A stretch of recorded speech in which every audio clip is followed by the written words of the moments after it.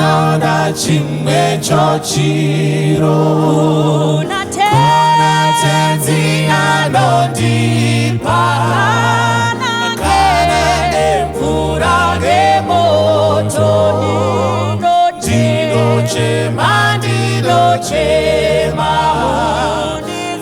Undisambe moyo wese Kana moto mundipise Hazine izvo zvitema Zvinopera Kuti mundipe kuona Nepachena ndichafara Asi kucheneswa moyo Konifadza Mundisambe moyo wese Kana moto mundipise Hazine izvo zvitema Zvinopera Mundisambe moyo wese Kana moto mundipise Hazine izvo zvitema Zvinopera Asi kuti ndacheneswa Ndizvo ndingazonzwisisa Ndizvozvo zvirozvo zvenyu Tinoona Mundisambe moyo wese Kana moto mundipise Hazine izvo zvitema Zvinopera Tinosiya zvakaipa Nezvifungo zvakashata Asi kana ndichiedza Ndakaipa Mundisambe moyo wese Kana moto mundipise Hazine izvo zvitema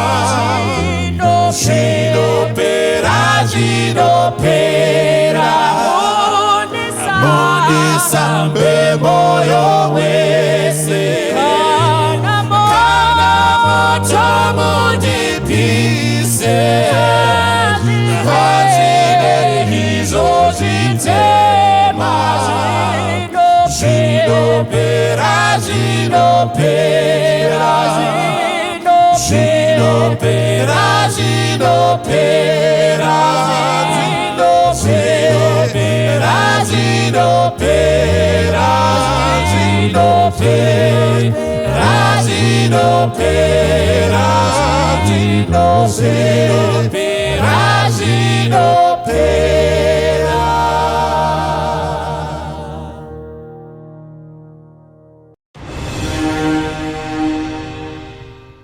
Toda kutenda Mwari watitendera kuti tisangane nyama nemweya zviri pamwe chete, uye tigotenda Mwari nenguva yose yakatipa kuti tigare pasi tichitaurirana tichionesana. Tinovimba kuti mukutaurirana mukuonesana hakuna unodzimbira mumwe, hakuna unotsika mumwe. Kana kuri kuti ndo zvinoitika dei Mwari angatiitire nyasha kuitira kuti dei tese tingaonesane mune zvakanaka. Ngativei nenguva yekunamata. Baba wedu namuponesi musiko wedenga nepasi, toda kutendai. Rumbidzwai nekusingaperi noti zvakafanira imi. Pataa kutaura nevanakomana nevanasikana venyu, dei mungapindira. Tibetserewo kuti mune zvese mungapuwa mbiri nerukudzo nekuti zvakafanira imi. Muzita raJesu ndinonamata. Amen. Toda kutenda Mwari atitendera kuti tisangane. Mukati mezuva ranhasi ndoda kuti tiisirane pachena chinhu ichi. Vagere uko imi vechidiki, kutaura kwatinenge tichiita handi kukutsvakira mhosva, kutaura kwatinenge tichiita handi kukujaja, kutaura kwatinenge tichiita handi kukufungira. Zvatiri kungoita isusu ndezvinoti history inotibatsira kuti titarise kumasure kuti zvinhu izvi zvakamboitika, zvakaitika mumaconditions akaita sei, zvakaitika nenguva yakaita sei. Kana tichinge tatarisa izvozvo, zvinotibatsira kuti kana taakurarama mukati mezuva ranhasi tisaripite history. Kana taakurarama mukati mezuva ranhasi tisawire mugomba rakawira umwe. Kana taakurarama mukati mezuva ranhasi tisadzokere kumasure pataifanirwa kuenda mberi. Kana taakurarama mukati mezuva ranhasi tisafunga kuti tadiscover zvinhu zvinyowani izvo zvakanga zviripo kubva kudhara. Kana taakurarama mukati mezuva ranhasi tikwanise kuseparata reality kubva muperception. Saka Mwari dei angatiitira nyasha patinenge tichisangana tichitaurirana. Hongu hatigone kushandura matauriro nekuda kwemunhu, asi chandinongokukumbirai nezita raJesu ndechekuti izvo vanakomana nevanasikana vashi, nyika ino haisisina mazuva, nyika ino yasakara senguo. Sarudzo ndeyako kusakara nayo kana kuti iwewe kutya Mwari, kumupa mbiri nekumurumbidza, nekuti Bhaibheri rangu rinoti uchatonga munhu nezvaakaita kunyangwe mumuviri kunyangwe kunze kwemuviri. Saka Mwari atiitire nyasha. Ndoda kutanga ndaverenga mukati mebhuku ravakorinde vechipiri chitsauko chepiri, ndiri kuverenga kubva pavhesi ya1. 2 Corinthians chapter 4 from the first verse. Rangu rinoti, saka zvatinako kushumira uku patakanzwirwa ngoni hatinapo hatineti. Ndodzokorora zvakare, saka zvatinako kushumira uku patakanzwirwa ngoni napo hatineti. NdiPaul ari kudaro. Ndoda kuti muunderline mashoko aPaul anoti patakanzwirwa ngoni napo nepekuti hatinete. Paul ari kuti izvo, inini chinoita kuti nditaure zvandinotaura inyaya yekuti ndakanzwirwa nyasha. Zvairehwa naPaul ndezvekuti izvo, vakaita zvandakaita vaifanirwa kufa, vakaita zvandakaita vaifanirwa kudzingwa basa, vakaita zvandakaita vaifanirwa kurwara, vakaita zvandakaita vanga vasingafanirwa kukomborerwa, vakaita zvandakaita kana kuroorwa vanga vasingafanirwa kuroorwa. Zvikanzi naPaul, asi inini manje kana ndichitarisa situation yangu, ndinotarisa situation yangu kuti handina kukohwa zvandaifanirwa kukohwa mukuzara kwazvo, handina kukohwa punishment yandaifanirwa kuwana mukuzara kwayo. Saka kana ndazotarisa vamwe wandakakura navo vakakohwa mukuzara kwazvo, ndinoona kuti ndakanzwirwa nyasha. Saka pandinoona kuti ndakanzwirwa nyasha, kana ndaakutaura nevamwe, Paul anodaro manje, anoti handineti, pamusana pekuti handi vese vachanzwirwa nyasha semanzwirwo andakaita nyasha, handi vese vachararama semararamisirwo andakaita. Saka handinete, I continuously repeat this issue. Ndo zviri pavhesi ya1. Namba vhesi ya3 yoti izvo, zvino kana ivhangeri yedu yakafukidzwa kune vanorashika. Ndo zvotaurwa naPaul. Zvikanzi if this gospel is hidden, if someone is confused by these issues, if our issues are confusing people, zvikanzi chiri kuita kuti vakonfuswe, haisi nyaya yekuti vakarasika. Ndo zvotaurwa naPaul. Paul haana kuti izvo yakavanzirwa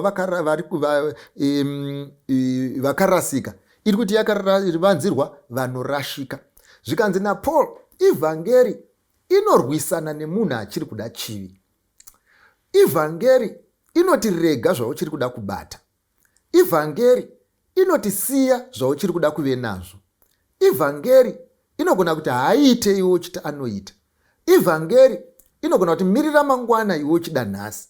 Saka Bhaibheri manje riri kuti kana iwewe uri munhu anoda kurashika, anoda zvanhasi, anoda kufadza nyama, anoda daydreaming, anoda kukuzirirwa achitambira bhora kunze kweground, zvikanzi ivhangeri iyi inoita sei inoconfuse, ivhangeri iyi inoita sei isinganzwisisike, ivhangeri iyi inoisa sei isiri pachena, pamusana pekuti chii, you have decided to get lost. So ndoda kuti vapana tiite sober tese takagara, kuti pazvinhu zvese zviri kutinetsa ngatiregei kunyepera confusion. Pazvinhu zvese zviri kutinetsa ngatiregei kuti hatisi kunyatsoona zvakanaka. Hakuna munhu asiri kuona, hakuna munhu asiri kuziva, asi bhaibheri riri kuti izvo zvakavanzwa. Why? Because you have decided to get lost. Saka nhasi ndechida kuti ndingokurangaridzai mukukura kwatakaita isusu. Kare taitamba bhora rechipepa, ende mubhora rechipepa iri paitozikanwa nzwe pagedhi ndiani, anotamba mberi ndiani, mafullback ndiani. Ranga riri rechipepa, ranga risina mari mukati, asi pabhora iroro paitozikanwa nzi wepagedhi ndiani. Asi zvaiitika ndezvinoti waigona kuti uri pagedhi ndiwe kipa, ndiwe wakatembwa kuti uri kubata bhora. Umbva wafunga manje kuti kumba uko, nekuti gedhi rekumba mune muchiriona. Wonyatsoona mbuya Machando vari kubuda vakuenda, mbuya Machando vachibuda vachienda. Waimbva waziva kuti gaba resani jemu rasara risina munhu. Saka ukangoziva kuti gaba resani jemu rasara risina munhu, saka unotodaidzira, because kudhara waingodaidzira kune vari mukati kuti change keeper, wodaidzira kuti change keeper kumbouya umwe pagedhi, iwe wombomhanya kumba. Waimhanya kumba vanhu vachifunga kuti pane zvauri kuda kunoronga. Nyamba mubrain mako chinhu chakangotanga kupinda ndechoti mbuya Machando vachingobuda gaba resani jemu rasara risina chinhu. Saka waimhanya omboenda wononombora odya sani jemu odzoka kubhora. Asi zvaiwanzoitika manje kazhinji ndezvekuti waiti uchimhanya uchinonombora, uchipedza kudya sani jemu, ona mbuya Machando vasvika. Ende kazhinji unenge wamedzaka, wakuda kuvatamba chikuruku chekuti izvo noa uri kudei pano, haiwa hapana zvandiri kuda. Asi vanoziva kuti unge uri kubhora uri kudei pano.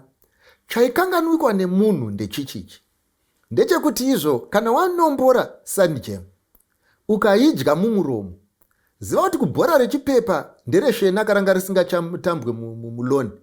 Unenge wakachenuruka muiri wose wekuratidza kuti uri kubhora.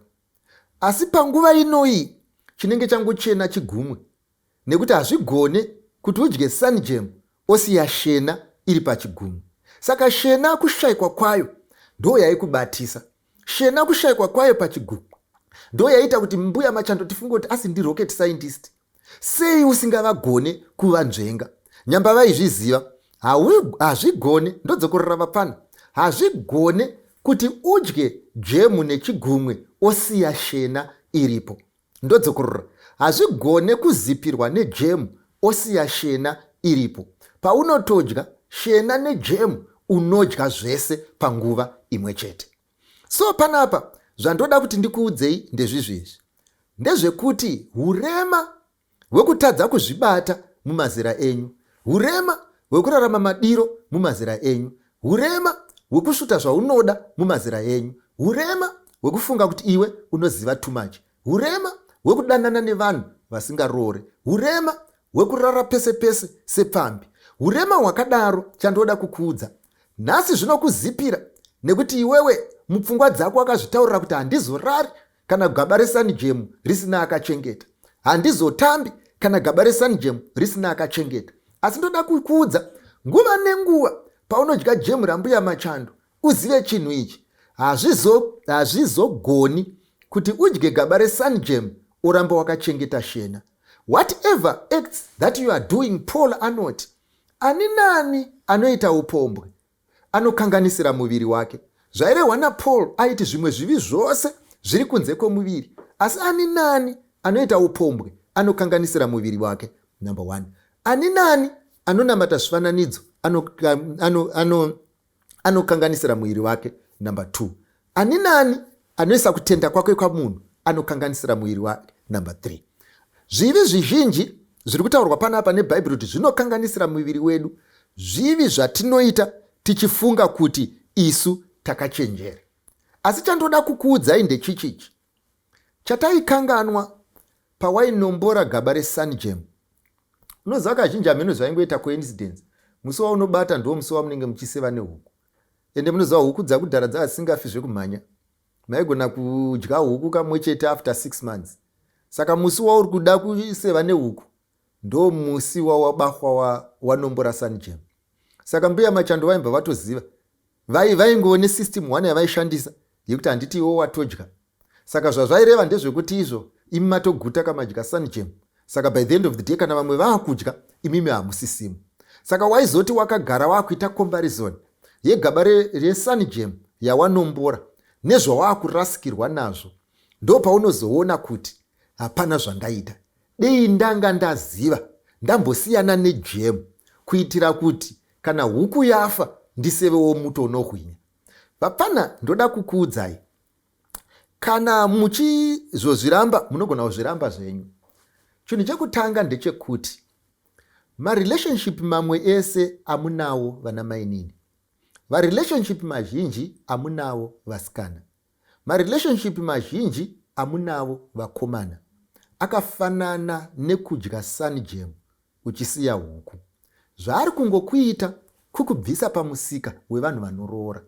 Saka vanoroora vanofunga kuti wakaenda kare pasina kwawakaenda. When iwewe you are busy fooling yourself kuti ndine chinhu uchiziva kuti hachipo.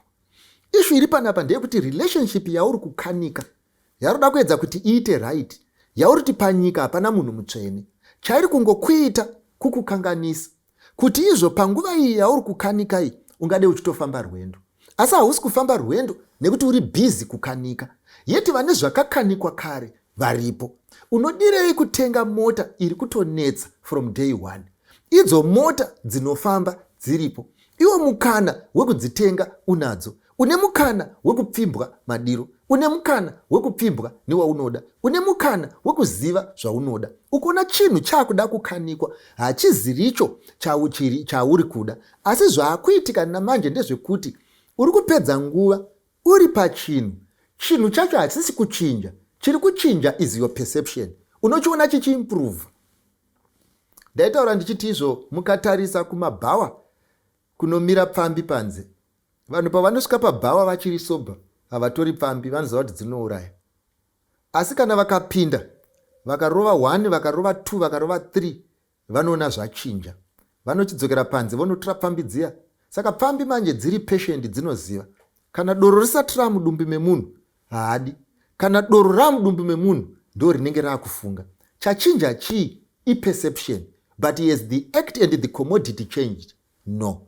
Ndo zvakafanana naizvozvi kuti imimi pamuri kurambira kazhinji muri, the only thing that is happening is your perception is changing, so that you believe that which you should not believe. Why? Pamusana pekuti uri kukanganwa, kuti uri kutamba nenguva asi manheru kuchada kusewa nehuku.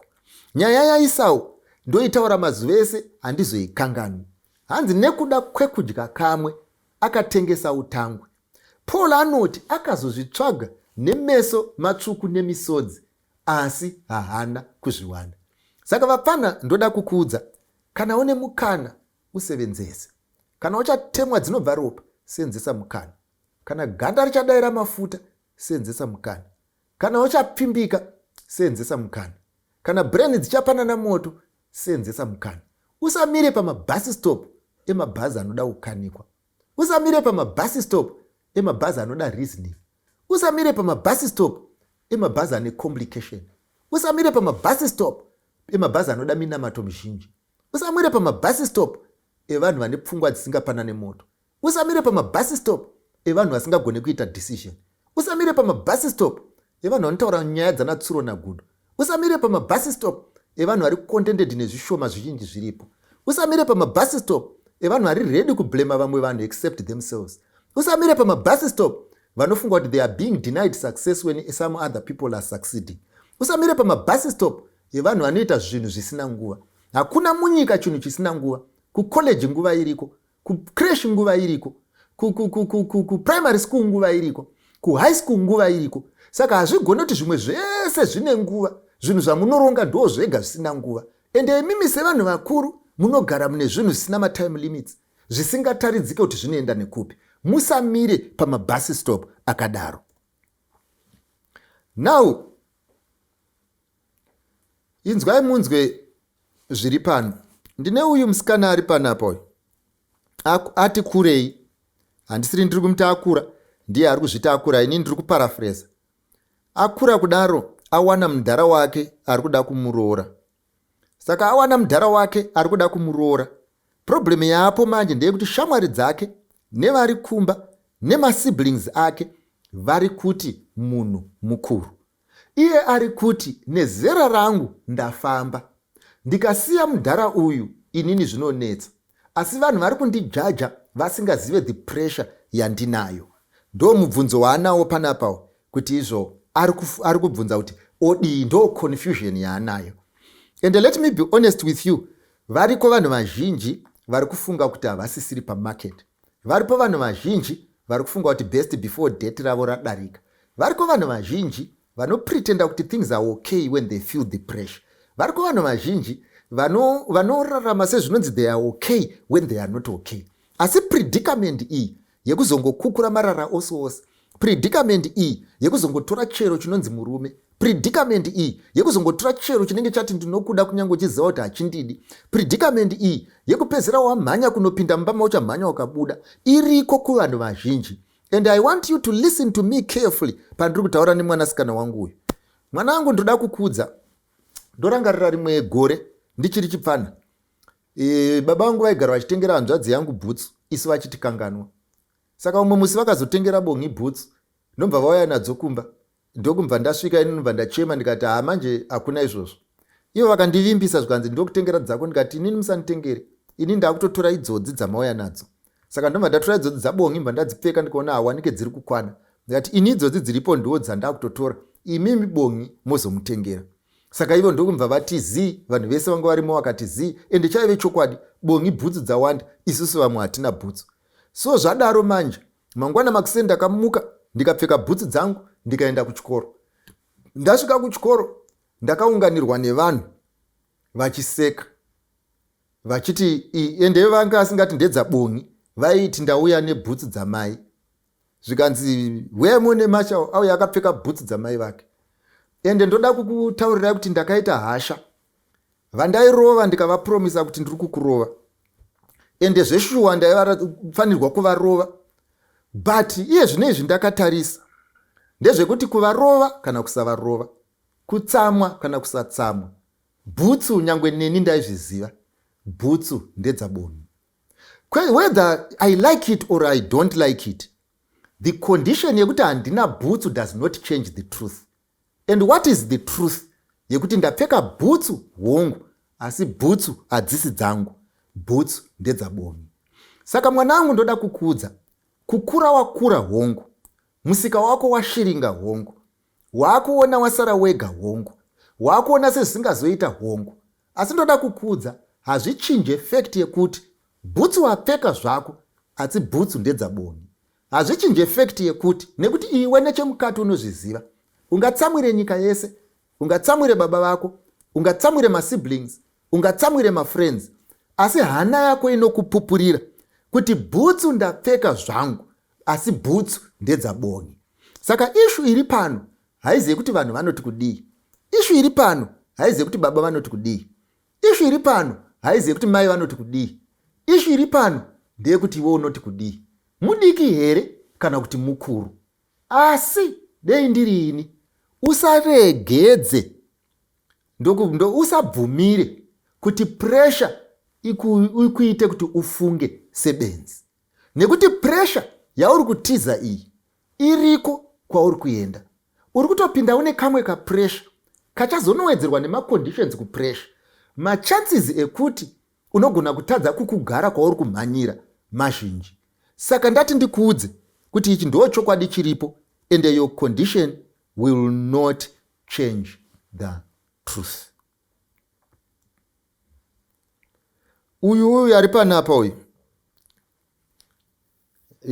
mwanasikana wangu futi uyu akainvest, ari kuti izvo vakadanana kwenguva yakareba, and she has invested so much in this relationship. And iko zvino izvi after a long time yekudanana, mukomana ungomuka mangwana akungomuka akutaura kuti izvo haachadi, just like that.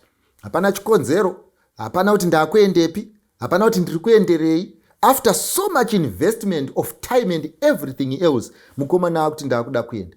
Now this lady ari kuti izvo kwaari iye ari kutaura kuti I cannot let go. You get the point. And how best can she make sure kuti izvo haangaregedze relationship yakainvesta mairi kudaro ichienda. inini ndingangoti mwanangu, zvinogona kuitika kuti unobuda nemota pamba, oenda pafilling station, ozadza tengi nefuel. Uchibuda muservice station, omva wadhumwa neimwe mota. Mubvunzo wochiti, zvino kana mota yako yadhumwa, isingachatofambi, yakutoda reka, unoramba wakagara mumota here uchiti handingabude mumota yandadira full tank? Unoswera uripo here uchiti izvo inini ndofira muno nekuti mune full tank rangu? Saka ndoda kuzokuti kana waramba wakagara mumota wakagarira full tank rakudhurira, unogona hako kuramba wakagara. Asi uzive chinhu ichi, manheru tichazobvunzana isusu newe kuti mave kupi. Ende kana taakukubvunza, usazoti tiri kuda kukutsvinyira. Pamusana pekuti marriage haisi reward yelong service uri mucourtship. Marriage imarriage, courtship icourtship. Iwewe kuinvesta too much time and everything mucourtship, iyi nyaya yako zvakafanana nekutenga suti ye1 million uchida unopinda basa rinotambirwa $2. Dei zvakaziva wakangotora ukainvesta mari iyoyo pande kunoritsvaga basa. But ndo zvakaitika, you invested too much in assessment, ndokumva wazokanganwa kukwira bhazi. Wakatenderera bhazi mwanangu, ukafarira matayaro. Ukatenderera bhazi mwanangu, ukafarira pendi yaro. Ukatenderera bhazi mwanangu, ukautiti norida. Ukaudza vanhu vese kuti ndo bhazi randiri kuenda naro, ndokukanganwa kukwira. So by the end of the day, izvino zviri pana uchiri kukubreka heart, uri kuita sezvinonzi wongoone bhazi. No, wanga usina bhazi mwanangu. Ndo nyaya iripo. Uyu ane mukomana wake ari kuti vabereki havamude. Saka musikana wacho ari confused manje. Ndofunga mukomana haasi kuroora achiti izvo vabereki vake havasi kuwirirana naye. Saka musikana ari kuti izvo ane confusion. Ndo mataurirwo aitwa panapa, kuti ane confusion. But chandiri kuona ndechoti yemukomana confusion tiri kuiona, yekuti ari kuti vabereki vake vari kuti havadi kuti aroore musikana uyu. Iwo yako confusion ndo yatisati yanyatsoburitsa pachena kuti iri pakuti kudii paissue, because pane munhu arida kuroora, vabereki vake vakude, ende iye haasati aroora, ende haasi kuroora because haudiwe. Saka tomboti uyu ari confused. Kana yako iwewe confusion manje iri pakuti kudii. Unoziva, ndorangarira rimwe gore ndakagara naambuya. Saka pane kamukatezvara kainzi Rei, kari kadiki. Saka taitiri vatatu.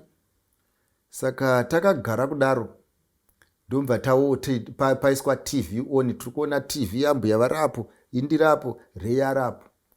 Saka vanhu vanga vari muTV manje ndomva vatanga kukisana, vachimba vakubvisana hembe. Saka Rei akambva auya akubvunza inini zvikanzi, mukoma Machando vari kuitei? Fortunately ambuya vanga vane dzinokurumidza kupanana moto. Ndokumva vati unobvunza mukoma Machando iwa huoni. Tiri kubvunzana zviri muTV, ari kubvunza ini, but tese takangotarisa TV. Iye ari kuona, neniwo ndiri kuona. Ndo mubvunzo anzi yandingangokupa mwanangu, yekuti izvi hazvidi kuti ubvunze isu, iwe hauoni. Yafai.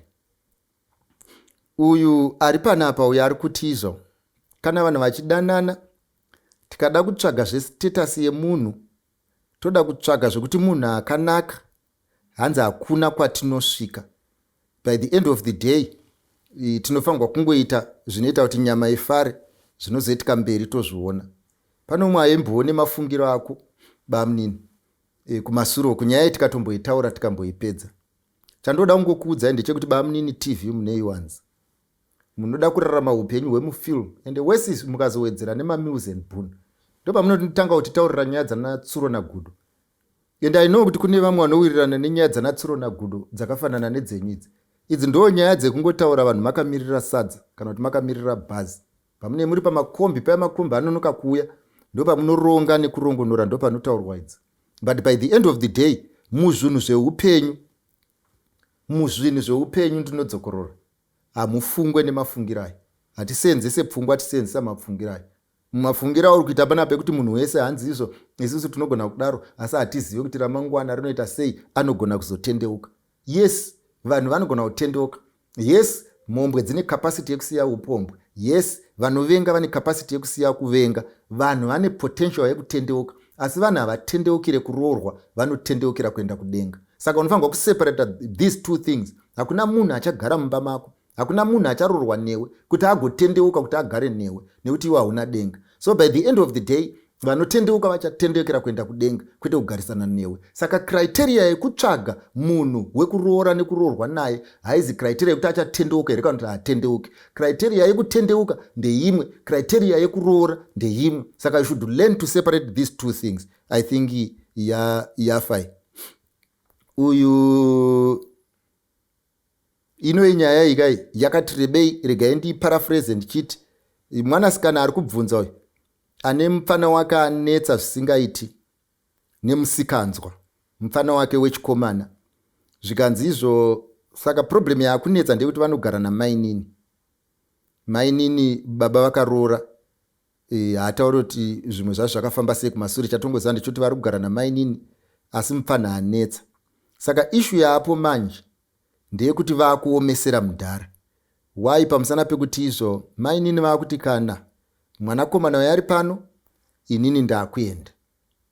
Saka Mundara ane crisis manje yekuti izvo oita sei, because mainini vari kuti it's either mwana waye, tomboti mwana waye anonzi John, mainini vari kuti it's either John ndiye anoenda kana kuti inini ndinoenda. Uyo mwana ari panapa ari kuona kuti Mundara apa stress, ende ndofunga ari kuona futi kuti mainini vari pa stress, ende problem iri kubva pana John. Saka toita sei? Ndo mubvunzo uri panapa. Mwanangu, rega ndikudze, ndoda kukudza, uchainzwisisa anzai kana uchinge wazokura. Iye zvine zvinogona kutadza kuinzwisisa. Zvinhu zviri kukunetsa, siyana nazvo. Mainini vakati vakuda kuenda, zvinoreva kuti vane kwekuenda.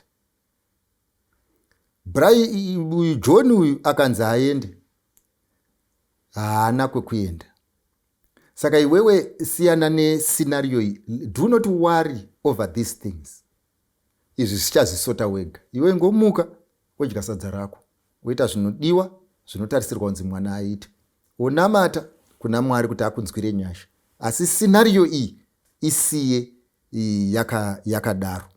Maybe kana ichida kutaurwa, tingatoitaura nababa, asi newe hatigone kuitaura, isiye yakadaro. Ndakuda kuchikudzai mese mugeroko vafana, kuti Bhaibheri rangu rinoti izvo, imi muri temberi yaJehovha. Ndo zvinotaurwa neBhaibheri, zvikanzi imi muri temberi yaJehovha, munogara mweya mutsvene. Zvikanzi musasvibise temberi yaJehovha.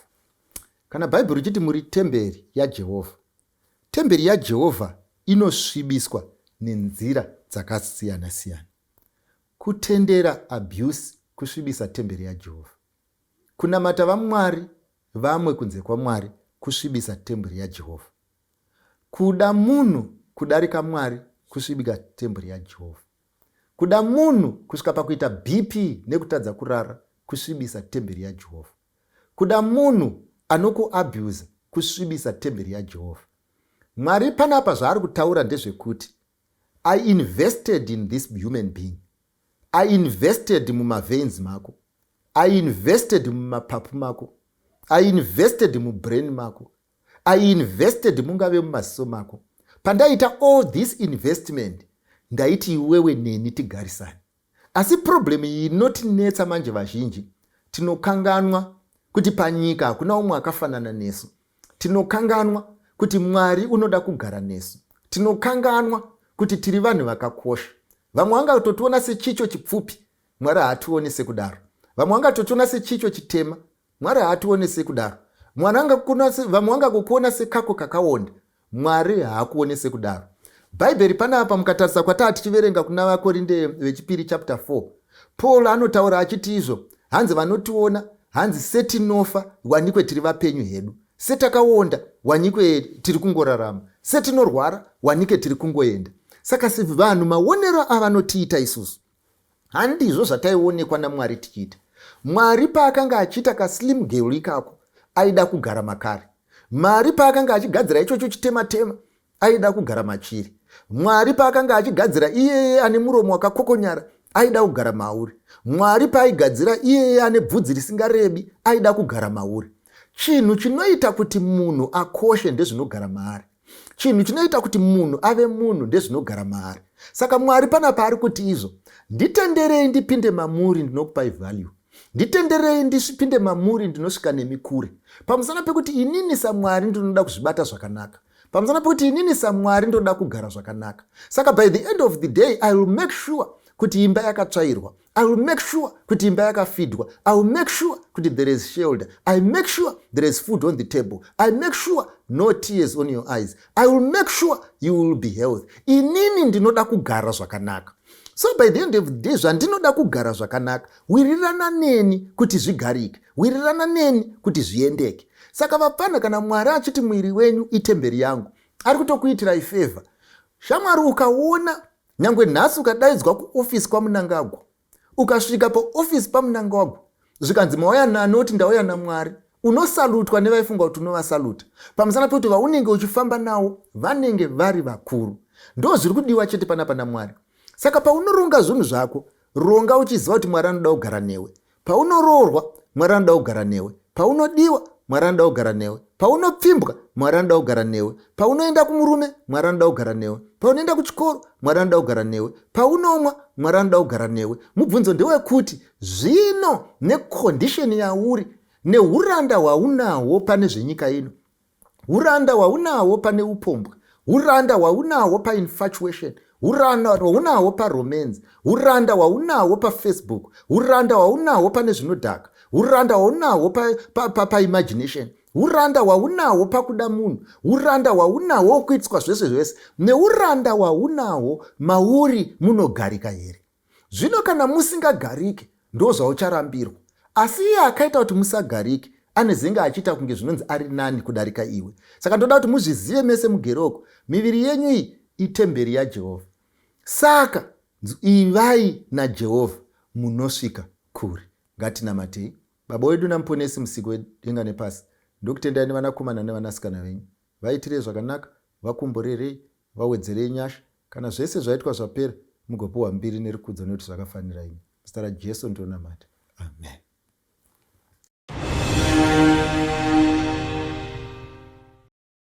I know that my Redeemer is in heaven. Oh, I am who's waiting for me in that land. Heaven, la pongomona ezulini. I know that my Redeemer is in heaven. Oh, I am who's waiting for me in that land.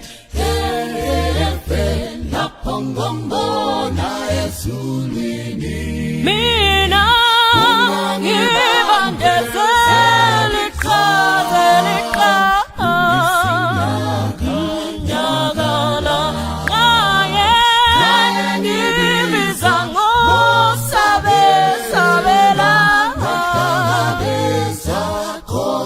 no don't shut me out, no don't shut me out, let me stay and see. When it calls me, I will laugh. Yes, I'll meet him over. No, don't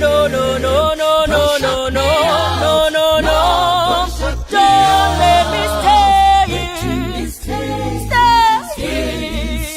When he calls me, I will laugh. Yes, I shall meet him over there. Gisamangala, Mirina, Biyam Kumbula, Manina. how he laid the heavenly kingdom ukuzofela khona la nizamangala mina kabi niyamkhumbula ngani na how he laid the heavenly kingdom ukuzofela khona la Mina ngibandezeli chazelika Aye ngibizango sabela No no no no no no no no no no no Don't let me stay When he calls me I will answer Yes I'll answer No no don't shut me out Don't shut me out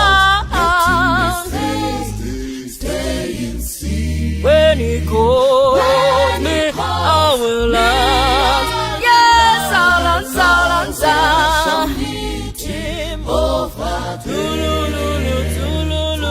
I have lived a life of sin. Lord, I have strayed from your path and now I face your wrath. Of all the evil doing from within, how can a sinner such as I deserve your grace to the extent of your death? My Lord, your love and compassion no one can replace. I am in awe of your mercy. Never shall I stray from your call. Ungangibandezeli uzinyakanyaka la ngivulele ngingene ngivulele